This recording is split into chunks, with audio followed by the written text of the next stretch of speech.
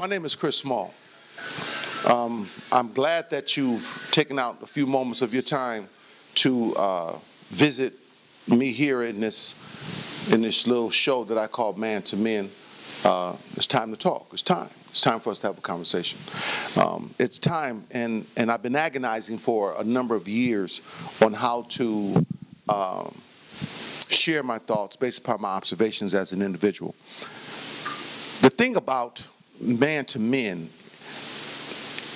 and I need you to understand its definition, its concept.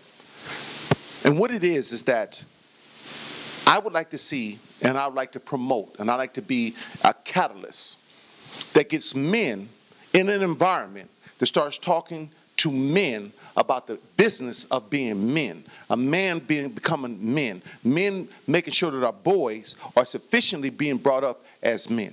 Now, we have a plethora of events and situations and wars and disagreements and money's missing in hundreds of billions of dollars, and we have mayhem and murder and discord all over the country and all over the world. Being an African American, I really did originally want to reach out to my community, the African American man. But I said to myself that the problems or the issue is not just with my community, it's with men in general. So I would like for every man, I don't care how much money you made, I don't care how smart you are, I don't care how unsmart you are, and I don't care if you don't have no money. The thing that I've come to realize through my experiences in life is that every man that wakes up and he smells grass has a value, just like every woman. But for this program, I want the women to understand that this is not a chauvinistic or sexist type of issue or program. We're not misogynists. All I'm asking you is to allow us to get together and start to transact information that's a little different from anything else we've ever done in the last 20 years, meaning that there are some subjects that we need to discuss as men that are sensitive, but we need to discuss them. Now, what I'm going to do in this program, I'm going to show you that I'm not making up anything. I'm not making up nothing. Everything is a matter of fact. Now, sometimes you will witness my passion. I'm not angry, so I don't want you to think he's an angry black man. That's not true. It's just my passion because I'm talking about our children. I'm talking about the care of our women. This is all, my passion goes right to the top, whether I've done it right or wrong. At the end of the day, I'm a man that loves my mom, the first woman, the first lady of my life, my mom's sisters, my father's nieces, my mother's nieces, my sister, my cousins. I love every woman in my family because they're great people. So therefore, I love women. So the thing that I need to do before the bell rings for my life, because we all are going to die. All of us. And every man knows that. The bell's going to ring for our life, our physical life, at some point or another. Between now and then, what I'm saying to you, I'm asking of you, let's become comrades in arms. Let's start to brace and breast our sabers together so that we become better men for our women and our children. That's what the Man to Men program is about, and it's time. It's time that we had this conversation. It's not a national conversation. It's an international conversation. I want men around the world to view what I'm saying, because you know what I'm saying as a man. That if there was two companies, a man and a woman and a man, the woman's stock value would clearly exceed and be more valuable than the stock of a man, even though we got men that's probably got all the money. But when it comes to the care of our children, which is the most important thing, because that's our future, it's that woman that has manned the helm when we end up with the drugs, in the jails, in the infidelities, or in the wheelchair, or in the hospitals, or whatever we do, that we not end up being the man that we were originally in the beginning we were. So I'm asking you as the men, understand, it's time for us to start talking about the real issues on how in the heck that we get this. How do we get this? See, the thing is that we've allowed a word to be associated with our women. And this is every color. Don't make it seem like it's just the black or the Hispanic or the up there in Jersey, or it's everyone. White, black, Mexican, Asian, they're calling themselves the B word. The women are calling themselves the B word. They've accepted a word to describe themselves. If you look at the definition of it, now let's start to go somewhere now. Now we're about to go somewhere. If you look at the definition of the word bitch, it's defined as a female dog that's in heat. Now, look at this. Our women are fighting in the streets and at the schools and in restaurants as if they're dogs in the street. Because if, I'm not trying to be mean, but you got to tell me at the clip I just showed you, what do you call that? If that's not what we used to do when we're young and we're unimpressionable, we take our dogs and pit them against one another and egg them on.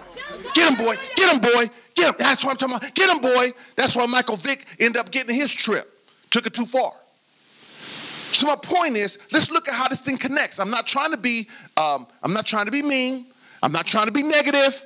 I'm just saying to you, I've never, and let God be my witness, I've never used a B word towards a woman when I was upset, when I was in disagreement, and I don't like using it, period. I have used it when I'm around other men. And this is the point I'm making. We as men has got to start holding each other accountable.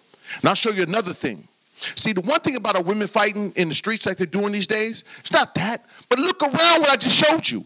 Matter of fact, I'm going to show you again. Look at this. Now, what I just showed you was a young man standing around filming it. When I was in school, high school, and college, we did not allow women to even argue in public. Men didn't do that because a woman was a princess. She was precious. She was looked at as the most precious vehicle around us.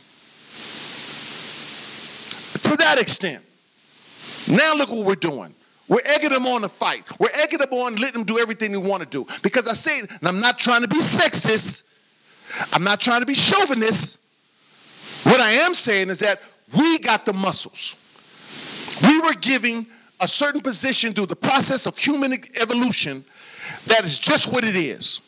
And I say that because this, if there's a woman watching this and thinking I'm being chauvinist or sexist or wrong towards you, I am not. I promise you I'm not. I promise you I'm not. Because I'm going to say this to you, that in the day when the lions, tigers, or bears jumped out that bush and threatened you and your family, I've never seen a woman put a hand in front of the man and said, run, honey, I got this. That's the point I'm making. The point I'm making about a man, not versus a woman, but different than a woman, is that when we decided to stop walking around this mountain, when we had horses and buck wagons to get from one place to another, one day it was a man to say, you know what? You guys go ahead and go on. The rest of you guys stay with me, because you know what we're going to do? We're going to blow a hole right through this mountain, and it's called a tunnel. During those times when it was picks and shovels, there wasn't no women around. You might have women in those industries today because we have created machines that make it very easy. But when it's picks and shovels, there's no women around. When we got to dig down into the dirt, into the earth, and mile down to find minerals that we got to extract to turn into usable product, there's no women around. At least there shouldn't be, because we're using picks and shovels, and it's dangerous. So my point is that allow us a little time to get back to conversating and into a man's environment so that we can try to make an attempt to become better women and to become better for our women and children. Let's make that attempt. This is what I'm asking. The Man to Men program is about asking a lot of questions. I got a lot of questions we're going to ask. Matter of fact, right now, I'm going to show you what we're going to cover. And we're going to cover this.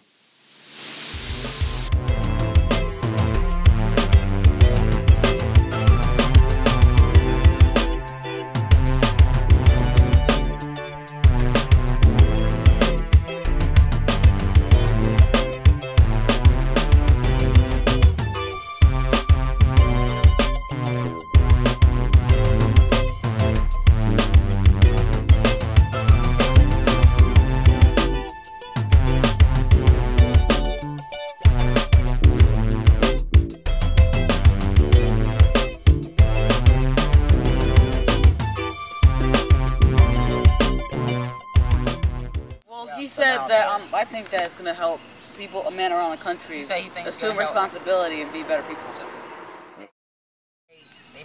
They might need help. Yeah, and he can just help them, like. He needs to be a counselor. That's what yes, like a counselor. Yeah, he'll get mad quick. He'll snap. Not mess with Mr. Chris. Can't do that stupid stuff. Oh my God, he gets you angry. He'll snap on you, but he'll do it. If you steal, he'll snap on you. Basically, he's like the neighborhood's father. Then he said if y'all was a little bit older, he'll put one on us. He's gonna put one on us. Yeah. He's a nice man to work. He'll make you work hard for your money. Yes. Yeah, and something like electronics. Put the camera on his yard. We do his yard good. So you guys been taught the value of working hard. Yeah. And that's a good thing because you're staying out of trouble, right? Yes. That and we get rewarded after everything. He's smart. He gives long speeches, but they make sense. He's a good man. I'm a good kid. He worked hard. I'm a good kid. Yeah. And this is all true, no lies. I'm a good kid. Sometimes I'm bad. I do hard work. We're not talking about you. To fight my friends. Just keep the temper on the low. Just keep doing what you're doing. You'll make a big impact on the neighborhood. Keep making that spread. Oh, yeah, and he do not like tacky socks. You don't like this man. He hates tacky socks. Hate different colored socks. He thinks it's disorganized. Mr. Chris, you always talk about my socks. You always talk about my socks. But they say gays mean happy. But it don't mean happy. But I'm not happy. That's one thing. Well, they're trying to say all the time he's jolly, not gay. Some gay people drink because they not happy. That's what I do know. They drink because they not happy. Yeah, he like that beer. He like beer. Get drunk. Stuff. He have a big old problem. He don't like gay people. Can we have a cookout? All right, that's cool. He has a successful family.